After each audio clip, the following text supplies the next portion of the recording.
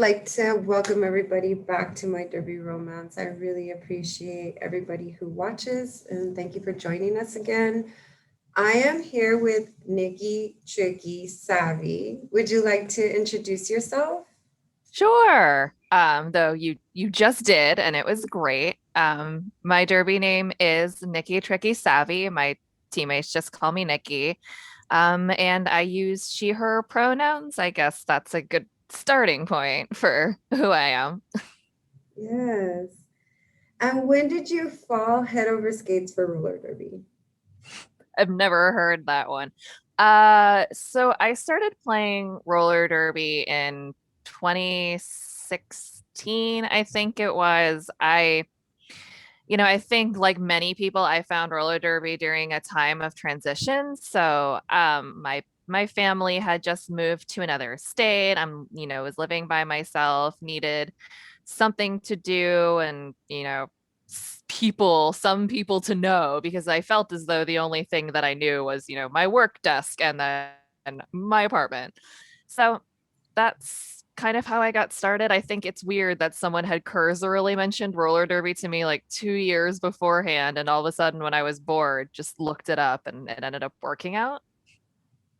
It was there for you, It waiting. was. Yeah. So how did your first date with derby go? It being So, maybe practice or so it didn't actually go very well. So I was on time, which is I thought meant that everything was starting out great because I'm never on time for anything, but I think unfortunately it just didn't go great. One of the people that, she's no longer with the team. She was mean to me on my first day. I ended up, crying about it, and I fell down 3 times during 5-minute laps and didn't really feel like I connected with people. So I actually did not have a very good first time with roller derby. I'm sure most people probably have a really good time, but I was not happy. It was not a great day. Hmm. So what made you go back? I think it was just that it had been one day only, and I've always been pretty good on skates just in general. Like, I loved to rollerblade when I was younger. I did like to roller skate for fun. And I think in my head, I was telling myself, like, you know how to roller skate. Like, so what if those bitches don't like you? It doesn't fucking matter. Just go and skate and it'll be fine. So I ended up going back just because I sort of needed something to do, and, figured that knowing how to skate was a good place to start with an activity that involved a lot of roller skating. Yeah, and it was for you. It was for you. Yeah. It wasn't for like anybody else that was there. That's beautiful. Right. How did your first bout go?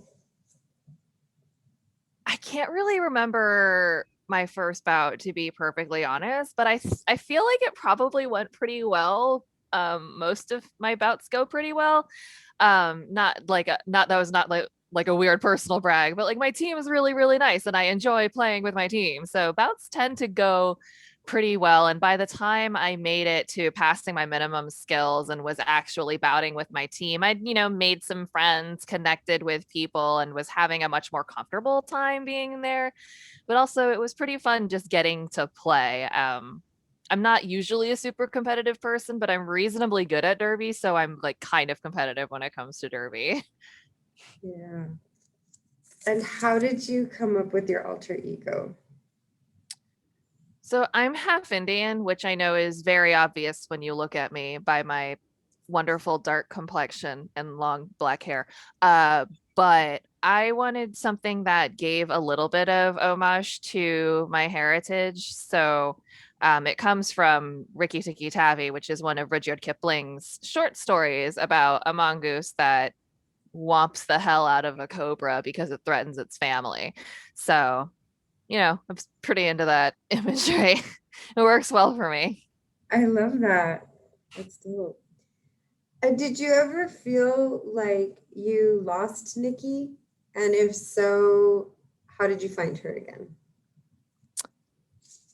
That's a fascinating question. And I'm going to say yes. And honestly, a lot of it probably has to do with the pandemic because I think that things like your derby alter ego, at least for me personally, this could be different for other people. It is very contingent in the atmosphere of derby. It's, going to practice, being called by that name. It's the ritual of putting on your gear, the different ritual of going to bouts, getting together with your team. Again, having the name be reemphasized and being in an environment that sort of fosters the growth of that alter ego. And when that drops away, like it did during the pandemic, that outlet not being there makes it hard to connect with that person. So, it's been very interesting thinking about it now that people are returning to Derby, kind of wondering what that person is going to look like and, how the role may have changed because a lot's happened between now and then that's completely unpredictable. So it's entirely possible that, Nikki is a different person than she was beforehand. And I don't really know what that's gonna be like getting back into it because we haven't gone back to practice yet. Excuse me. That's interesting. Yeah. I kind of feel, I'm glad that you said that because we're back at practice Oh. and we are, I was very excited to go back and we went through the tiers where it was, you know, we were 6 feet apart, mask, Hmm. working on footwork, whatever we could. And then we got to partner up and little by little started getting back into like full scrimmages. And once we started doing that, I kind of was at peace with not going back to Derby anymore. Like I was super excited to go back, but then I was like, I'd found a lot of other things that, but I have been skating a while, but yeah, and I thought it was going to be a really tough decision, but I've always noticed whenever I'm really done with something, there doesn't have to be like any reasons anymore. I'm just done. Like I'm not mad. Nothing happened. It's never like even in a relationship, it'll come out of like nowhere. Like I don't want to be with you anymore. It's not because of a fight. It's not because of anything. It's just I'm just ready to not do this anymore. Yeah. So Sometimes it's just knowing when the end of a journey is. And, I don't personally think that my journey within Derby is done quite yet, but it's mhm, entirely possible that it's going to look different. Because before the pandemic, I know what my goals were. They were very much in line with I wanted to make Team Maryland. I live in Maryland. I wanted to do that. I wanted to continue to be on our A team. I had all these goals, goals, goals. But now that everything is so chaotic, a lot of those things that I wanted aren't even possible. With WIFTA not having competition, we don't have a need for an A team right now. There's not going to be Battle of the All Stars probably, so there's not going to be state teams. Reframing goals is going to be a big portion of what Derby looks like, at least for the next year or two. And that's why I'm thinking it's going to be really interesting to see. Not just me, but like for everybody, what does Derby look like for you? And what does that alter ego look like in this weird period of stasis? Because with mhm. no competition, everyone's just kind of like, what's happening? Yeah, right. Like we have home teams right now, home team competitions, which are like, glorified scrimmages, but like, Yeah, which is beautiful, right? But I'm just kind of like, oh, well, it's not quite the same. yeah. Even though you might want it to be, it isn't the same, and that's going to be a large part of, I think, resting what your Derby persona is finding peace with Derby being what it is right now. And for Mhm, a lot of people, I think that's going to be also figuring out whether or not they even want it in their lives anymore. Because I think that many people probably over the past year, year and a half have moved on to other things. Not to say that's a bad thing, but suddenly you've had the time to be at home and not play derby and you suddenly take up knitting and you're like, oh shoot, I've suddenly realized that not repetitively smashing into other people is excellent for my elbows. Perhaps I should stay at home and continue knitting or whatever the case may be. But like, I think there's going to be a lot of newcomers to derby, but there's also going to be a lot of people who have decided it's not for them anymore. So seeing where the sport goes in the future is going to be really interesting. yes, all of that. That's exactly it right there. You nailed it. What were you looking for when you joined Derby? I I don't know, honestly. It feels now when I look back on it like I was looking for the answer to a question that I still don't know. It's like I think I was looking for something to solve my problems. I was looking for something to make me not lonely. I was looking for a way to feel less purposeless. It's hard being an adult if you don't have a hobby when you think about it, because your social network's smaller. You don't, go to school where, you get to see all your friends for 8 hours a day. You go to work. And if you don't have a big social network and you don't have a lot of hobbies, you go home. You go to work, you go home. You go to work, you go home. And there's not a lot of enrichment in there. And I was looking for something to do besides go home and watch Rock of Love for the unhealthily repetitive time that I have watched that insane television show. But it was just, I needed something to do. And, I realized that I liked to skate and roller derby was something to try. It was a way to try to not feel so adrift all the time, to have something that I like to do, not something that I had to do, or just a place to be because it was home. I completely understand that.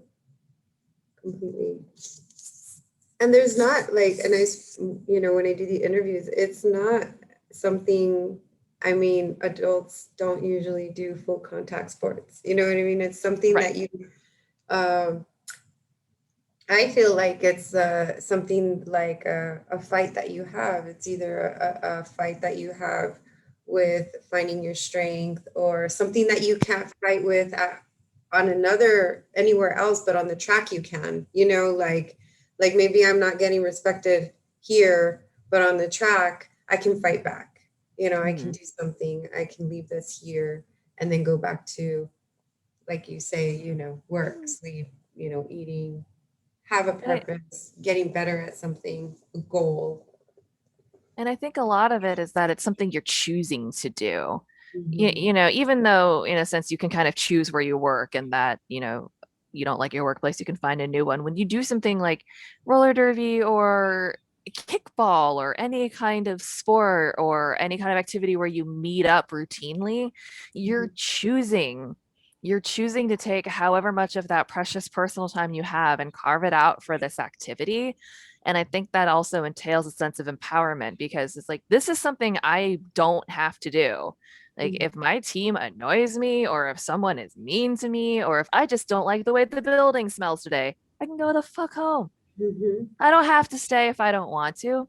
There's something about the personal desire to do something that adds an element of empowerment to it because you don't have to be there. If you don't like it, you can leave. You're not obligated to stay there.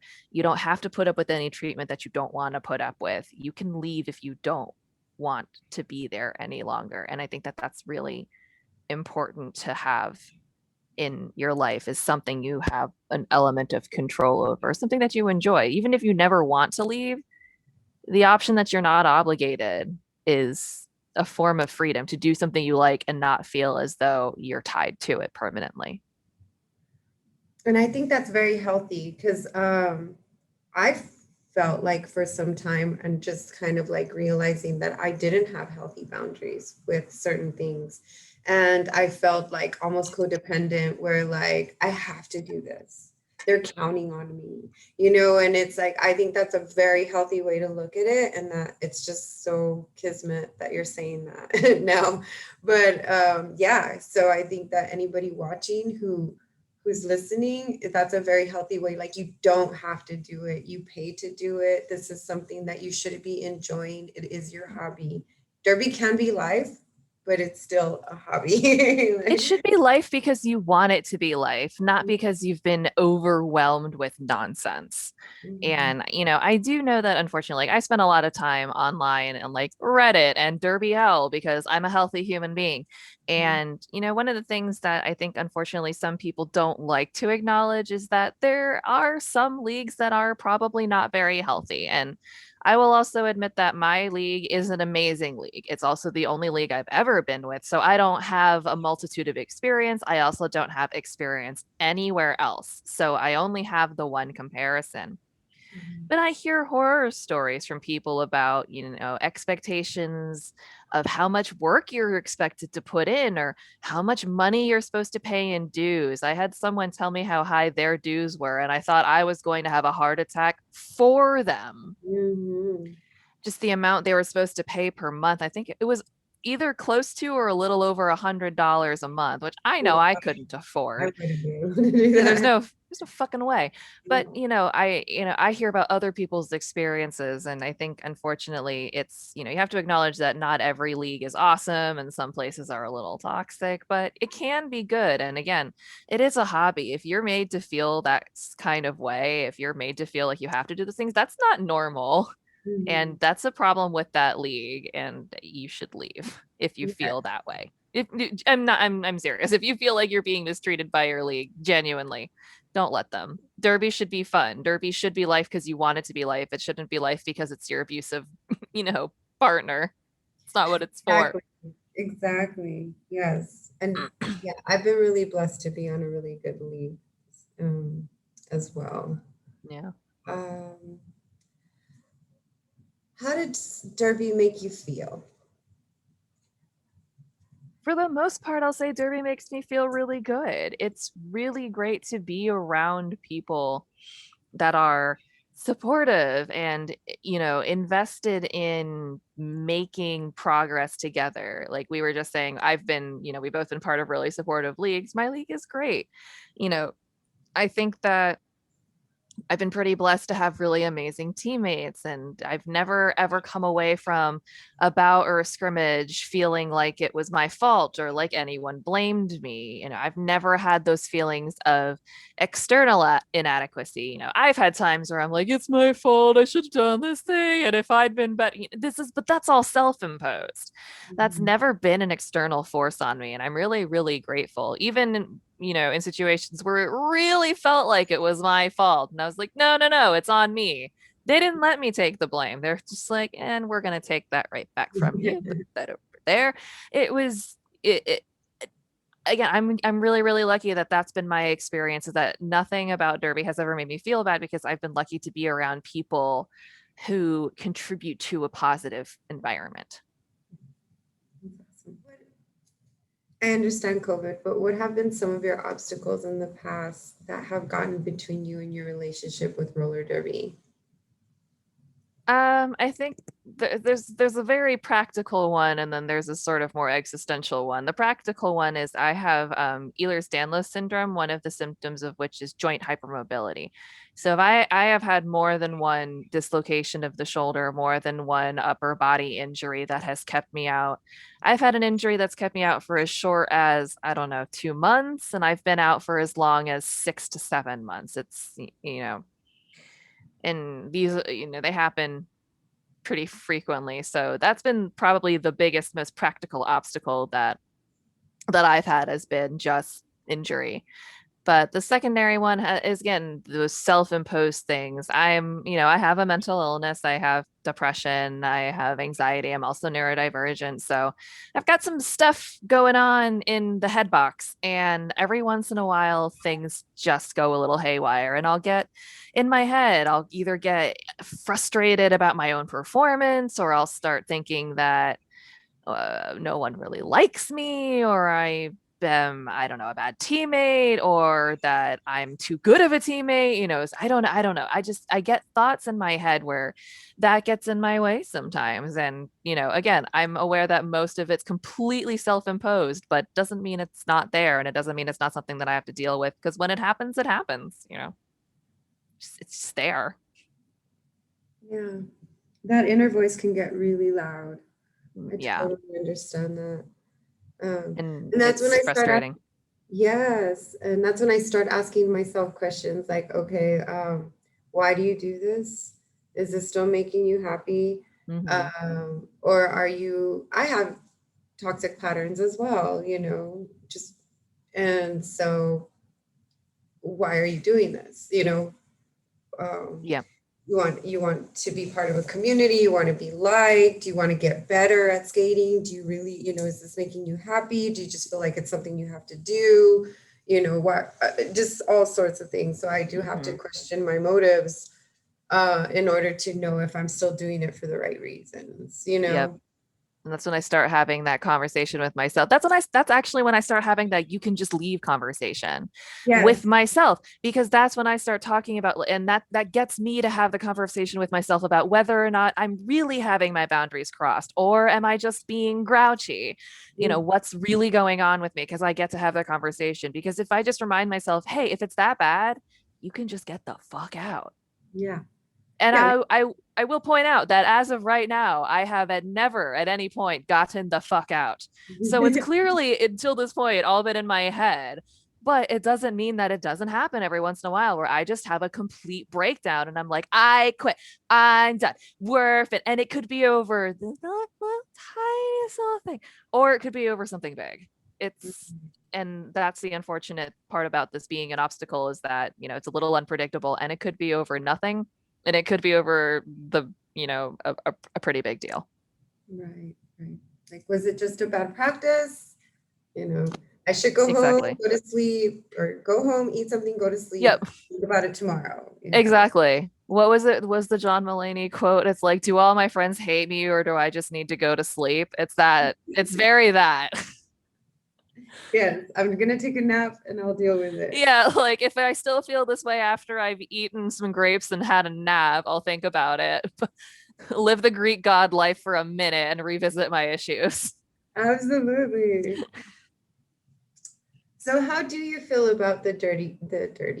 Okay, I'm gonna It is dirty. ask. I Sure. have seen some people's gear. That shit's dirty.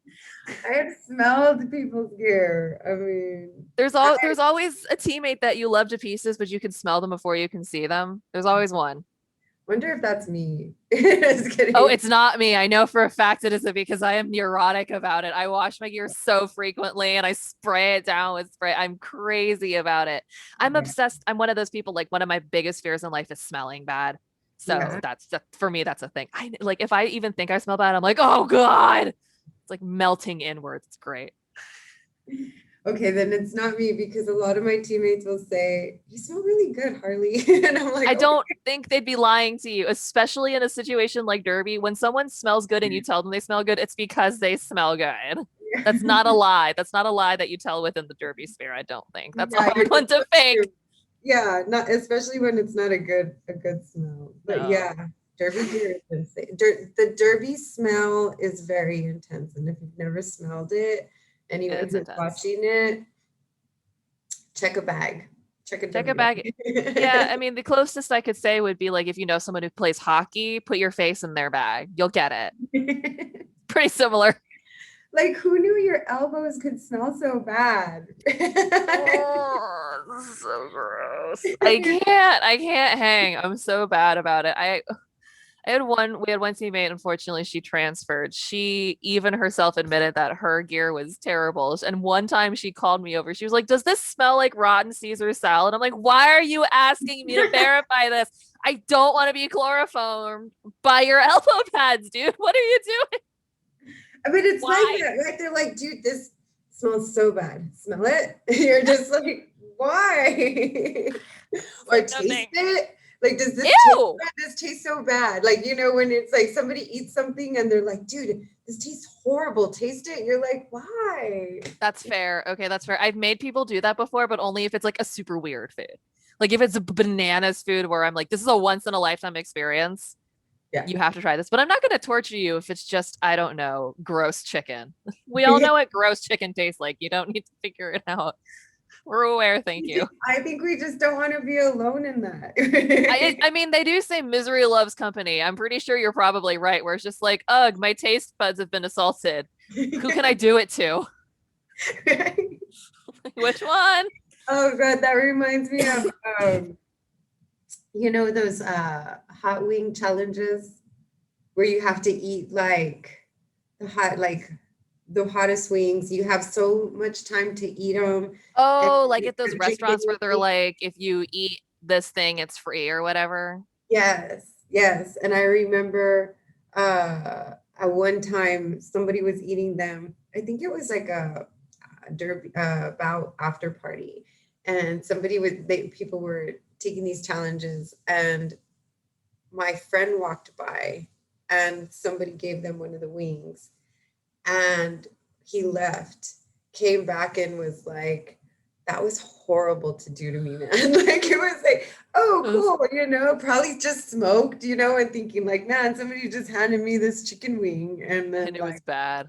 and it was like probably horrifying as the heat just started to rise because it's one of the Oh, things from like the that's high. hysterical. You just come back like, why did you do that to me? Why did you eat it without asking? Would become my question. I am way too untrusting. Why'd you give me that?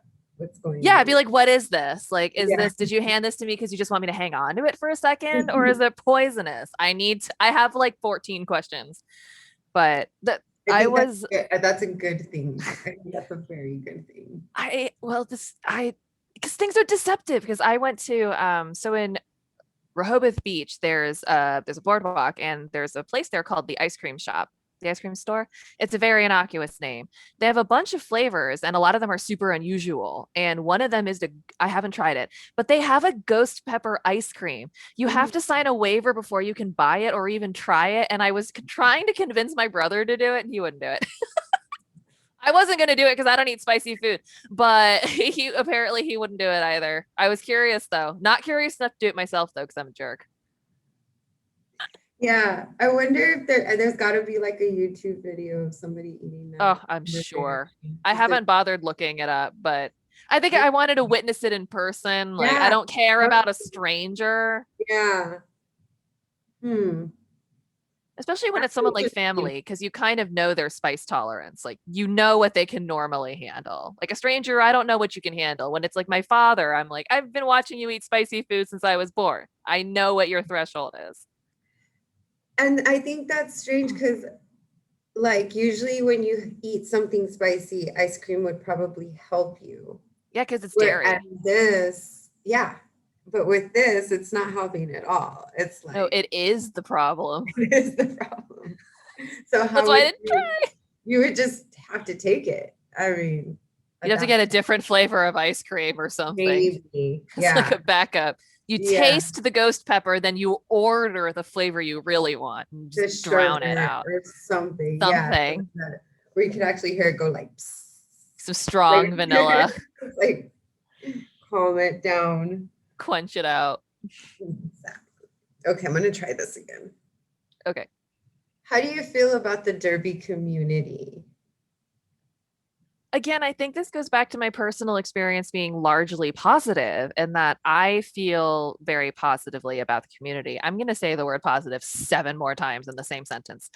But again, acknowledging other people's experiences, I'm fully aware that there are other people, particularly, skaters of color, and I'm a woman of color, but I look very white. So I'm aware that I've got a lot of privilege involved with that. But again, I'm aware that there's a lot of people whose experiences are very negative. You see this being discussed in derby communities right now about, especially over quarantine, a lot of leagues would set up diversity and inclusion things and then kind of expect the black skaters to run it. So I imagine that for many people, their experience is highly skewed from mine. And I'm disappointed to learn that the community that I find so positive has these pockets in it that are really disappointing.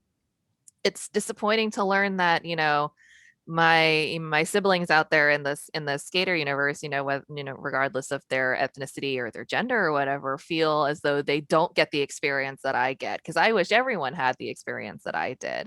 It would be great if they did, and knowing that that's not the case makes me more interested in trying to change that however I can, because that's how it should be.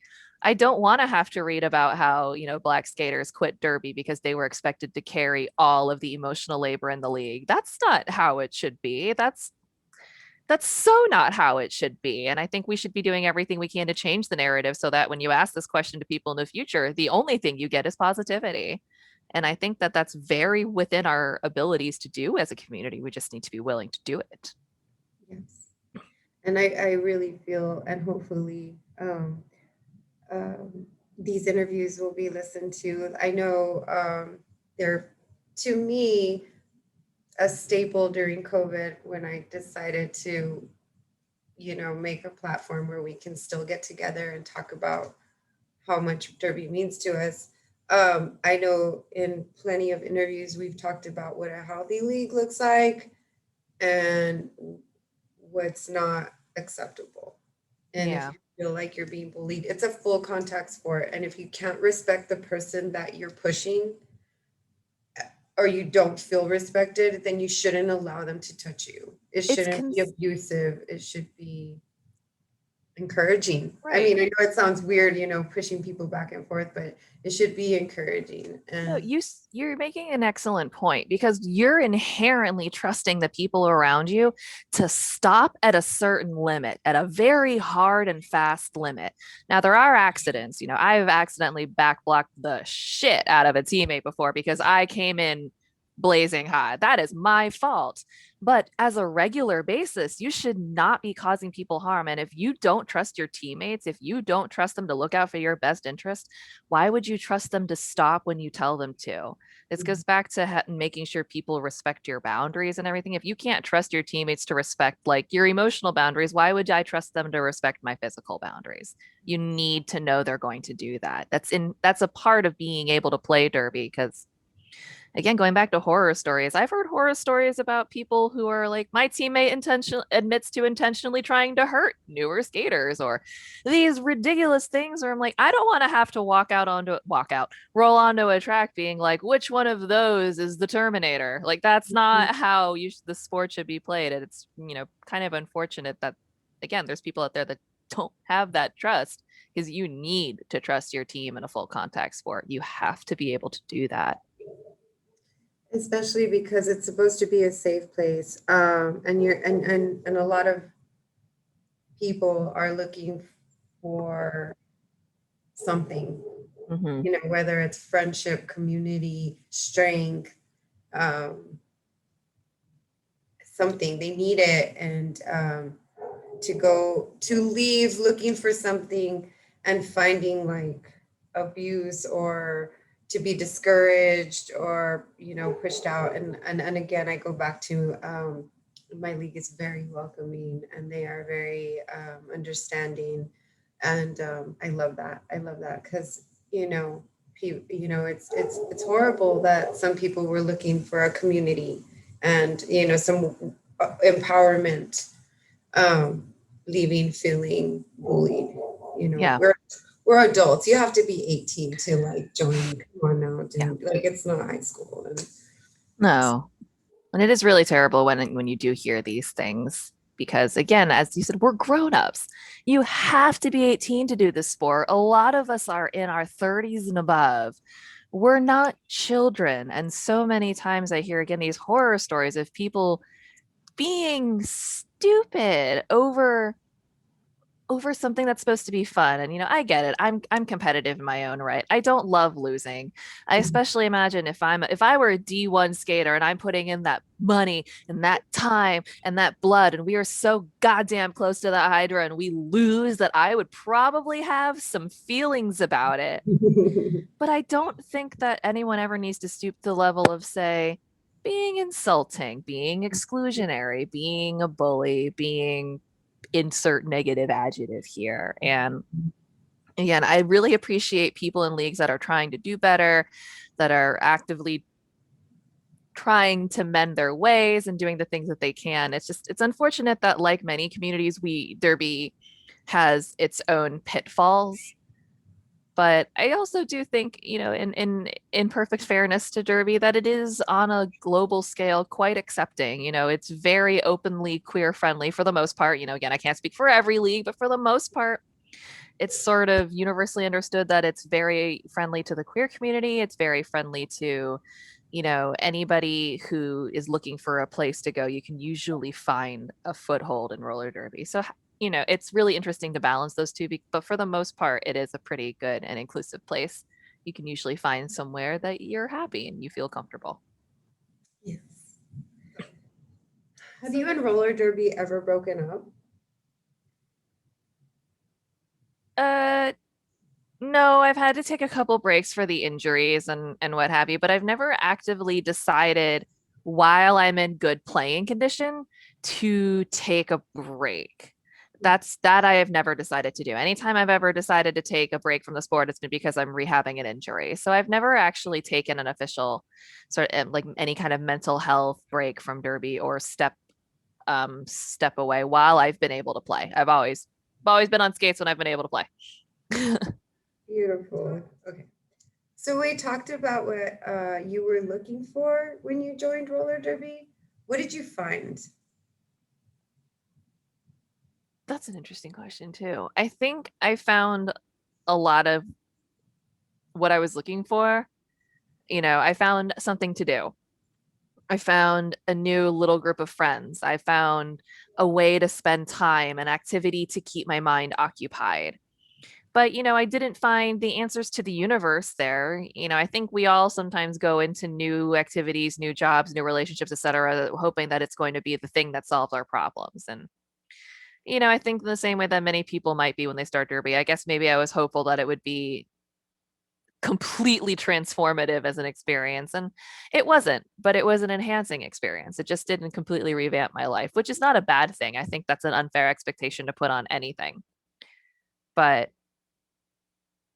yeah, I didn't find what I was looking for because I think I was looking for too much. I love that answer. I love that in all aspects um, because it's so true. Like anything we're looking for outside of ourselves is going to be disappointing when we have this expectation on it. Yeah. I mean, it might be like, what is it? The honeymoon period, which I definitely had with roller derby for like a very Same. long Same. time. Same. It's like, I love this. I want to do it all the time. I have addictive Yup. personality, so I'll do the shit out of something. And then Oh it my breaks God, my yes. heart. And so then I'm like, how did you do me like that? So me and Derby have had our ups and downs. I feel like we're I in get a it. great couple at this point where I'm just like, I don't even know, but no, I love that. And I love that because people can apply that to any situation. Just like you said, it's with anything. Yeah. Nothing is going to make you whole except for what you put into yourself, right? And it's true. And I mean, I don't think that doesn't mean you can't come into roller derby looking for it to change you in some way, because it definitely will. But like I said, I think, I was doing that thing that many people did. And one of the things that roller derby has given me, and again, this is through having a lot of amazing teammates and a very supportive environment, is I've be it's given me a safe space to investigate my own brain. Being in roller derby and being around people that supported, the symptoms that I was experiencing are what finally got me to go see several doctors and get diagnosed with Ehlers-Danlos syndrome. And they're what encouraged me to finally get diagnosed as neurodivergent and start seeking treatment. Not because they were like, you're fucked up and you should fix yourself, but because it was like, you are deserving of the answers to the questions you have about what's going on with you Mm. in a very different way. And I remember I'm a very self-deprecating humor type person, especially I wasn't popular growing up. So, you make people laugh, it's Mhm. great. And if you beat them to the punch at making fun of you, then, the age-old adage, well, if I laugh at me first, then you can't do it. It's like, that's not true. They can also laugh at you and it hurts worse. But, I would do that a lot at practice. I would say something ridiculously mean about myself. Not even terrible, but it came out like water. It'd be like, I really fucked that up. And I've had a couple teammates who tried to talk to me about it, and I just whatever, let it go. But I remember I don't even remember what I said. But one of my teammates just whipped around. She put her finger right in my face and she said, "Don't you dare talk about my friend like that." And I Mm. froze. No one had, number one, ever confronted me that directly about the things that I was saying. And number two, had ever phrased it in a way that made sense, because she was right. If I had been talking about another person like that, they would have had to have a conversation with me about unsportsmanlike conduct because it was not Mhm. nice. But it was being around a group of people that knew how to talk to me directly but kindly because they got to know me has been one of the greatest gains. It was one of the first groups of people that were like, okay, you're different. It's fine. Mhm. They don't, only one person in my league, but everyone else has been fine. But like only one person ever told me at one point that I was too much. No one else has ever told me that. And I've been told that a lot. I've never been too much for them or too sensitive or too much of anything. And that being able to be more accepting of myself and believing that I am deserving of taking care of myself has been, I think, the biggest gain that I've received from roller derby because it's been transformative in that way. So yeah, maybe it didn't solve all my problems, but it definitely opened my mind and the way that I saw myself and the world in a way that I don't think anything else would have been able to do for me. Thank you for adding balance to that because you were able to say, yeah, maybe I didn't find everything that I thought I was going to find. I found some, but there was definitely stuff worth finding when I did. Absolutely. Like, and again, you can't go into anything expecting it to solve all of your problems. Mhm. But when you do, like, when I think back on what I did gain from Derby, it's like, yeah, again, maybe it didn't fix my entire life. I'm not suddenly Cinderella in a castle, but, I got a lot. What has been your worst derby moment?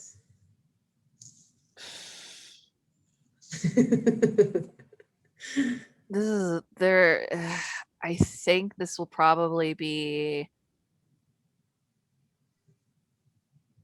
I got a migraine during a bout. And it was like timing from a soap opera. If I were to go back and film this moment, I've got the super dramatic, like slow mo zoom in and music planned because I was the pivot.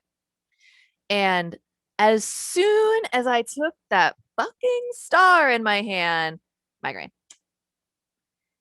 It was like up until that point, totally fine. Up until that point, everything was great. Bout was fine. I mean, like we were like doing really well, pretty close, everything. And then as soon as I took that star, my head was like, "Hey, remember this?" Bong. And it was pretty awful. I couldn't get out of the pack because I couldn't see anything. My head was killing me.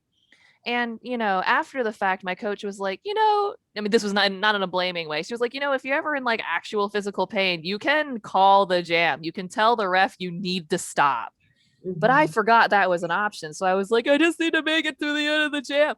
Of course, we're not the lead jammer at all. So this went its full 2 fucking minutes. It was a bit of a hot mess. And I think it, I've had a couple other moments, but they were all related to injury, but that was the one that was definitely the longest. And it felt like the one that for some reason I felt obligated to fight through. I don't know why. I guess because it's an internal injury. And if you break your arm, no one's going to tell you to skate through it. But, Yeah, you can't see the onset of a I, migraine and exactly. like no. So, what has been your best derby moment? Um, I don't know. I guess I'm really bad at isolating moments. I have pretty bad like long-term memory, so things tend to blur together. But um, I guess maybe the first time I won an MVP award, I'd never really won anything before. Like I'm not that I don't normally win like raffles, I don't win contests, I don't win stuff. So that was pretty exciting to win an MVP award. I that was 2018, I think. 2018, I had a pretty good year. Awesome. Yeah.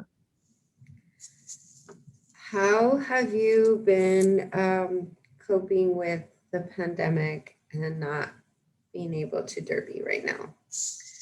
I've been doing other things, honestly, or trying to. I'll go trail skating. I do like to skate in general, but I've been trying to pick up some other hobbies. I've been trying to read more. I've been getting more into painting. I also have been, not doing so great with my mental health. So I've been trying to, see a therapist and try to take care of myself. But there's also been a lot of time where I've just been kind of have a lot of empty time that used to be filled with other things. So I've been doing what most people are doing, which is just, doing my best to cope.